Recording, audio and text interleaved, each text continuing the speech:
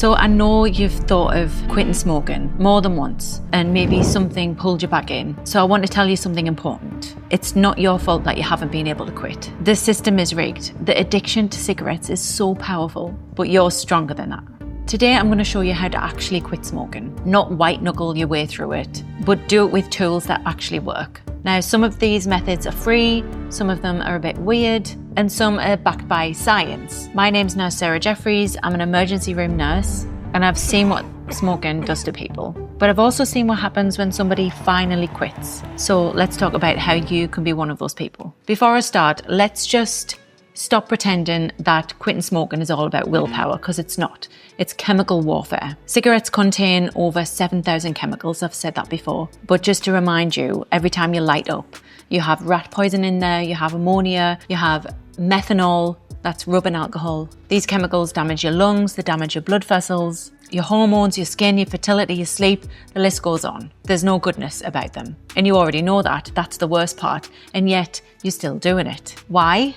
Because nicotine hijacks your dopamine system. It rewires your reward pathways. It creates a craving loop that's stronger than logic, stronger than fear, stronger than anything. That's not weakness, that's brain chemistry. And beating it takes way more than willpower. Here's the reality that no one tells you. Only 5% of people who quit cold turkey are actually successful in doing so. And even then, 65% of those people relapse within the first year. So if you've tried it and you've failed and you've relapsed after a week, you're not alone, it's okay. The truth is you need a strategy. And I'm going to give you 4 of the most effective ones, plus a bonus tip at the end that could completely change the game. Now, strategy number 1 is clinical hypnosis. This surprises a few people. Now, before you roll your eyes and dismiss it completely, you're not going to be a chicken clucking on stage. It's not that type of hypnosis. It's clinical hypnosis, and this was developed by Stanford. It helps rewire your brain's craving pathways. And what's even more amazing about hypnosis is that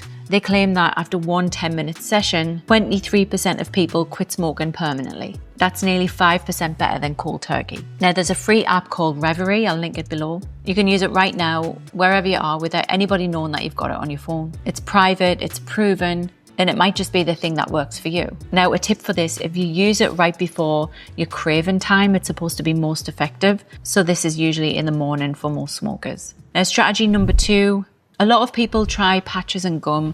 This is the most successful thing, but they often give up too early. Now, the secret is, it isn't which one you use, but it's how you use them together. Now, here's the approach that I recommend. It's backed by research as well, so it's not just my opinion. You can start with the nicotine patch in the morning. It gives you a steady dopamine hit and prevents early withdrawal. And then switch to gum or a nicotine spray, and that gives your body a little boost and prevents cravings of binge smoking. And you can change this up every few days. Now, your brain is craving the pattern of smoking. It's craving that pattern of the nicotine from the cigarettes.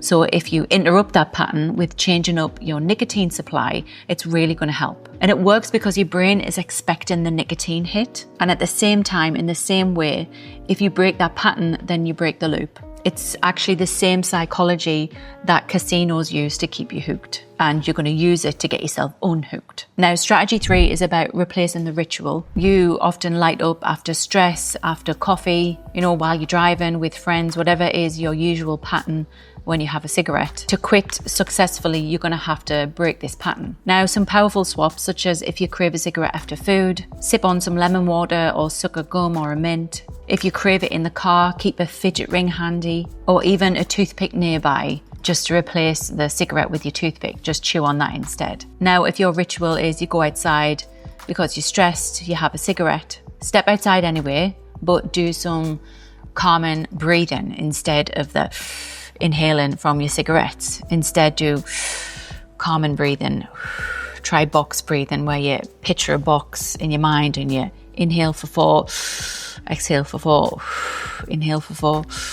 That's the same breathing as you're doing when you're having your cigarette. You're going to relax yourself. You're still getting rid of your stress, but you're not killing your body at the same time. The goal here is to disrupt the association. Now, it's not about taking something away, it's about adding something better. Strategy number 4 is behavioral support. So let me be blunt. Quitting alone for you is going to be really hard. It's terrible, I hear. But people who quit with support, whether it's from a friend, a coach, family, whoever, they're 3 times as likely to succeed. Now, that support could be a group of online friends. I know Facebook has lots of groups that help you quit. You could have a counsellor, even accountability texts from friends and family. I'm sure you've got friends and family who want you to quit smoking.